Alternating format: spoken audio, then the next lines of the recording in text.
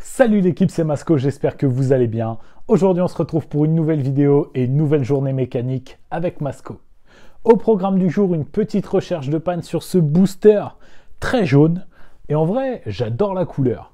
J'en avais jamais vu des comme ça et je trouve que ça lui va super bien. Pour vous en dire un peu plus, c'est un booster qu'on m'a amené en me disant que le haut moteur et l'admission avaient été changés. Il démarre mais il cale tout de suite. On m'a pas montré ce que ça faisait, on m'a juste donné des infos comme ça. Du coup l'équipe, la première chose que je vais faire, c'est moi aussi essayer de le démarrer. Comme ça je verrai aussi si ici aussi il démarre et il cale tout de suite.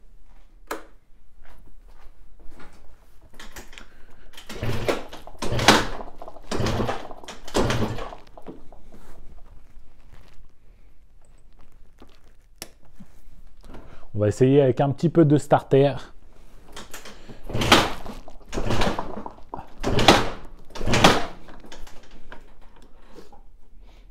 Bon, comme on peut le voir déjà, le tirage, c'est loin d'être l'idéal.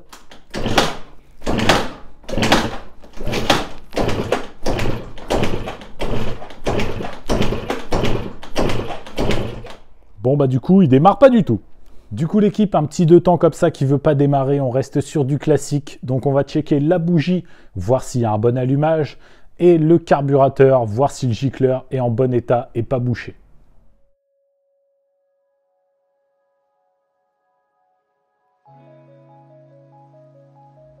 Comme le carbu est démonté, je vais en profiter pour le nettoyer et regarder l'état du gicleur qu'il y a à l'intérieur.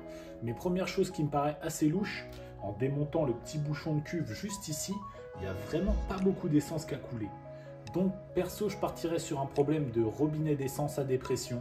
Je pense que l'essence n'arrive tout simplement pas au moteur.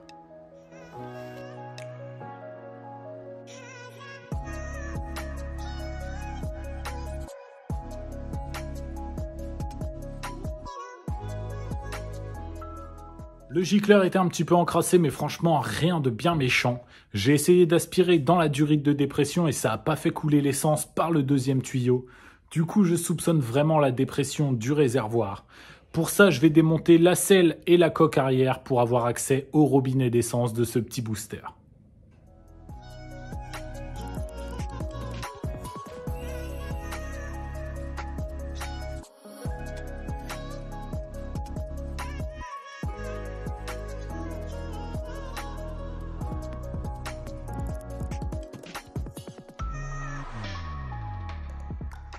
Vous voyez l'équipe, là je pense que c'est vraiment l'expérience qui parle et c'est vraiment le fait d'avoir passé pas mal d'années à bricoler des 50 de temps, des moteurs, etc. qui m'a fait trouver la panne en si peu de temps. Je vais vous expliquer. On avait cette durite là donc qui nous servait pour la durite de dépression. C'est une durite qui va tout simplement aspirer de l'air via l'admission du carburateur pour libérer l'essence du réservoir et la faire passer par la deuxième durite qui sort du robinet à dépression. Et du coup là, une technique toute bête pour tester une durite, même si bon, c'est pas vraiment tester la durite, je la bouche avec mon doigt d'un côté et je vais la mettre dans ma bouche et je vais aspirer pour tout simplement essayer de faire un effet suçon et pouvoir coller la durite à ma langue. Je pense que vous voyez tous de quoi je parle, on a tous fait ça quand on était gamin. Je sais plus avec quoi je fais ça, mais ça me débloque un souvenir, je sais que j'ai fait ça quand j'étais gamin. Du coup là, je vais essayer.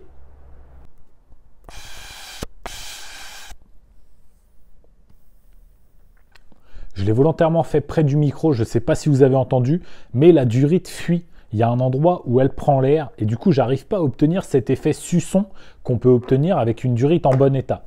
Regardez.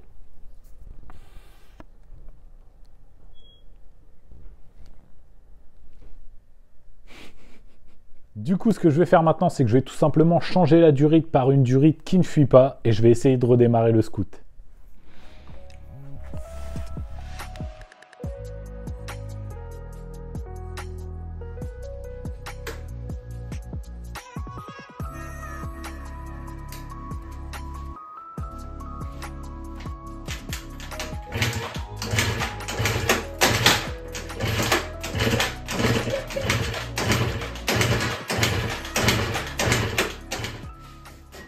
Bon, visiblement, l'équipe, on n'a toujours rien. Du coup, maintenant, je vais tester l'allumage.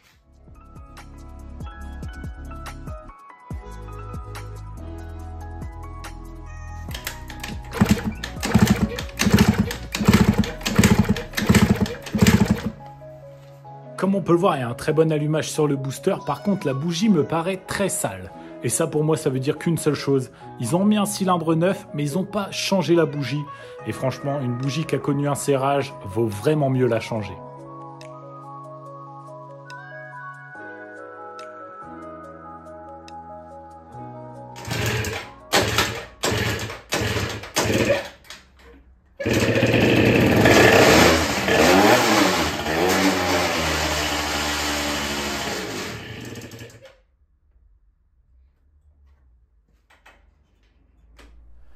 Malgré toutes les pannes déjà résolues, on a encore un scooter qui démarre, puis cale. Et franchement, vu que c'est pas moi qui ai monté le haut moteur, je vais quand même prendre le temps de déculasser pour voir déjà si le piston est mis dans le bon sens. Et franchement, je pense que ça peut être un des symptômes qui ferait que le scooter démarre puis cale instantanément. Et comme ça, je vérifierai en même temps l'état du haut moteur.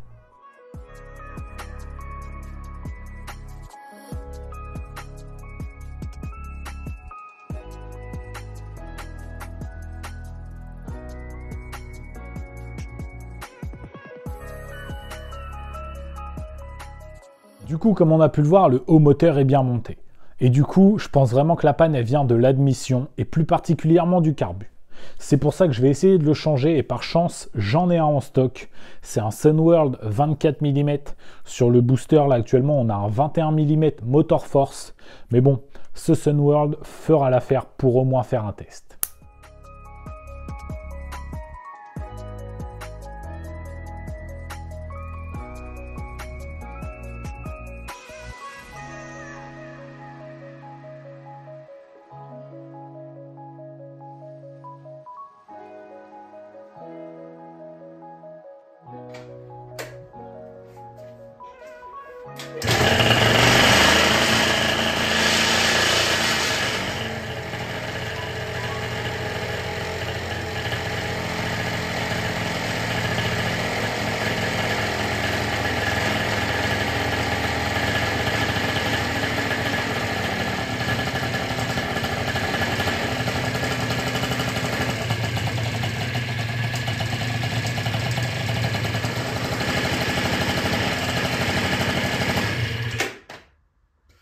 Bon bah voilà l'équipe, Carbu HS.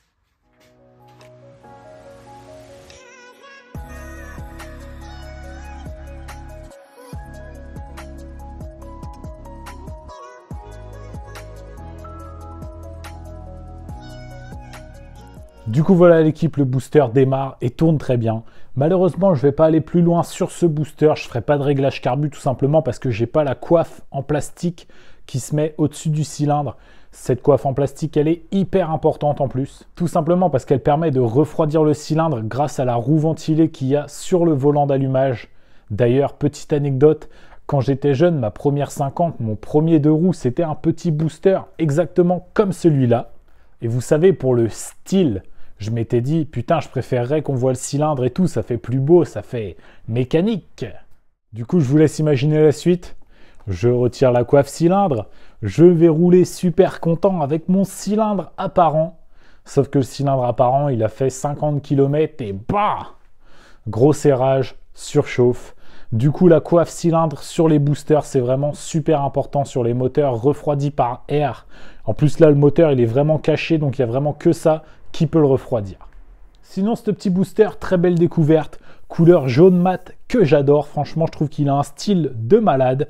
Mais bon, on va pas aller plus loin sur ce petit booster. Du coup, on va tout de suite passer à la partie 2 de cette journée mécanique. Du coup, l'équipe, pour la deuxième partie de cette vidéo, on va s'occuper de mon bébé, ma HM. Comme vous le savez, j'ai eu un crash à Salbris cet été. Je n'ai pas été au dernier Salbris au mois d'octobre. Et du coup, en fait, la moto, depuis cet été, je m'en suis pas occupé. Et je vous avoue que j'ai quelques petits remords, je m'en veux un peu. Avoir laissé une aussi belle moto dormir tout ce temps, franchement, ça m'a fait mal au cœur. Mais aujourd'hui, on va changer tout ça en s'occupant de refaire la moto après le crash. Pour vous faire un petit récap des frais qu'on a à faire sur la moto, on a la fixation du maître cylindre à revoir parce que je crois qu'il n'a pas trop apprécié le petit contact avec le bitume. On a la chaîne à changer parce qu'elle a cassé une première fois. Je l'ai réparée avec une attache rapide et elle a recassé une deuxième fois, ce qui m'a fait tomber. Comme quoi les réparations de fortune, des fois, faut s'en méfier. Et ensuite, on a aussi un petit changement à faire, monter cette pédale de frein Conti anodisée. Petite pièce collector que je me suis procurée, je me suis dit sur la HM ça va faire pépite.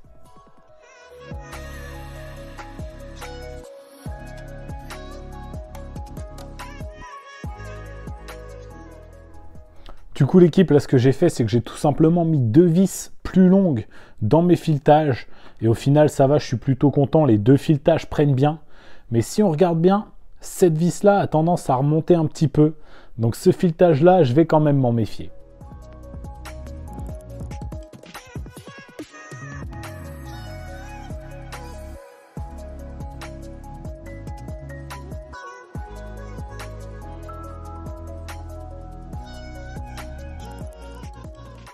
Franchement l'équipe, pour le moment, ça n'a pas été une réparation très compliquée.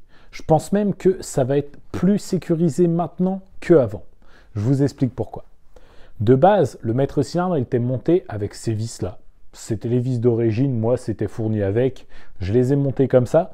Et au final, il y avait peut-être que la petite partie juste au bout là, regardez, qui tenait dans la partie avant du maître cylindre. Et du coup, en fait, il n'y avait vraiment pas beaucoup de filets du filetage qui tenaient vraiment le maître cylindre. Et du coup, en fait, je pense que c'était inévitable à la première chute que le maître cylindre soit éjecté. Là, j'ai tout simplement remis des vis un tout petit peu plus longues. Le filetage était fait en plus pour des vis un petit peu plus longues, donc je ne comprends pas pourquoi ça n'a été pas fait comme ça d'origine. Mais du coup, là, on a un maître cylindre qui tient vraiment bien, c'est sécurisé, donc tout va bien. On va pouvoir passer à la chaîne. Pour vous remettre dans le contexte, l'équipe, j'avais renroulé la chaîne autour de la moto comme j'avais pu pour pouvoir évacuer la moto de la piste. Et vous voyez, il y a encore même du sable qui provient de Salbris. Du coup, je vais démonter tout ça, démonter le cache-allumage aussi qui était tombé une première fois pendant la course. Et du coup, regardez, il est cassé ici, fissuré un peu partout. Du coup, ça, on verra avec mon partenaire RDG Prod pour en recommander un. Et là, on va tout de suite remonter une chaîne neuve et celle-ci, direction la ferraille.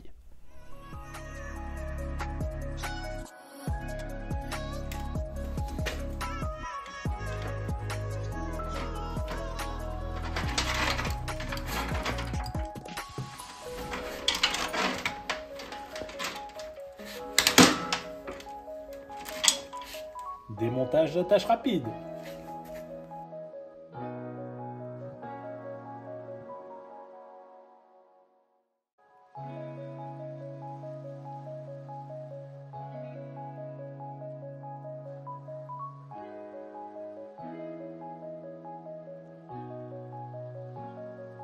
Du coup l'équipe, pour ma nouvelle chaîne, je pense que vous l'aurez deviné, je suis parti sur une valeur sûre, une Stache 6 bien sûr.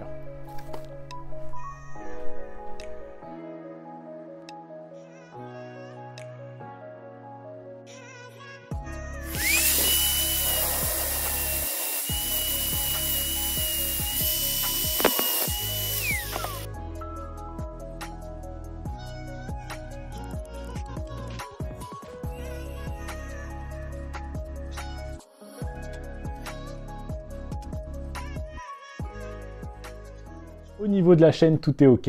Il me restera plus qu'une petite tension à faire, mais ça, je m'en occuperai le jour où j'irai rerouler la moto. Pour l'instant, on va s'occuper de la pédale de frein. Et franchement, je ne sais pas si ça va être compatible, malheureusement. J'ai acheté cette pédale de frein sur un coup de tête. La voyant rouge anodisée, je me suis dit que ça allait faire incroyable sur la HM. Mais malheureusement, Conti, quand ils ont fermé, il n'y avait pas encore de HM qui était sorti, ou alors il y en avait très très peu. Et du coup, la pédale de frein, regardez, c'est pas du tout la même. Déjà, à ce niveau-là, on peut voir qu'elle va beaucoup plus loin. Du coup, au niveau du frein, ça serait vraiment avec le bout du pied. Et encore, il faudrait que le talon soit au niveau du cale-pied, ce qui est une position pas du tout naturelle quand on roule. Autre petit problème, ici à ce niveau-là, c'est la partie où on vient fixer la petite tige qui remonte dans le maître cylindre. Et sur ma pédale Conti, elle est totalement droite. Vous voyez, il n'y a pas du tout de déport, alors que sur ma pédale d'origine HM, il y a un déport d'au moins 5 cm. Et franchement, là, plier ça pour faire un déport de 5 cm, je pense que ça serait tout simplement abîmer une belle pièce Conti. Du coup, je pense que pour la pédale de frein, ça va être vraiment compliqué de la monter, voire impossible. Et en plus, j'ai pas envie de marbrer une belle pièce comme ça, donc je pense que je vais la garder dans mon stock. Et malheureusement, j'aurai pas de pédale de frein anodisée sur ma petite HM. Du coup voilà l'équipe, on va déjà malheureusement s'arrêter là pour cette vidéo. On n'avait pas beaucoup de frais à faire sur la HM, mais franchement il y avait quand même 2-3 petites réparations à faire par-ci par-là. Et chuter en été 2023, réparer en 2024, ça me faisait vraiment pas envie. Je voulais refaire la moto avant la fin de l'année.